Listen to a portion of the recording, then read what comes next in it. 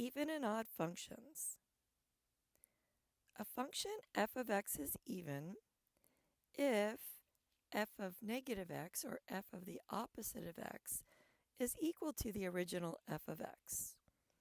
If instead an equation we're given the graph of a function, then the graph will be symmetric with respect to the y-axis. A function is odd if f of negative x equals the opposite of the original f of x. And if we're given the graph of an odd function, its graph is symmetric with respect to the origin. Let's look at a couple of examples. First, f of x equals negative 3x squared minus 5. Now, no matter whether we're checking whether it's even or odd, we need to start by looking at f of negative x. So everywhere there's an x, we will replace it with the opposite of x, or negative x. So we have negative 3 times negative x raised to the second power minus 5. Simplifying, we have negative 3x squared minus 5. This is our original f of x. So here, f of x equals f of negative x. So this is an even function.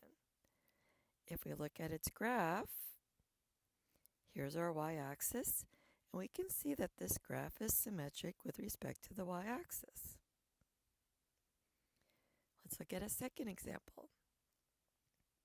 F of x equals x cubed minus 3x. So to find f of negative x, we have negative x raised to the third power minus 3 times negative x.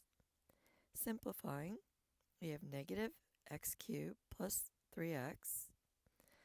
All of our signs are the opposite of the original, so let's pull out a negative, and we have negative parenthesis x cubed minus 3x. And in the parentheses, we have our original f of x.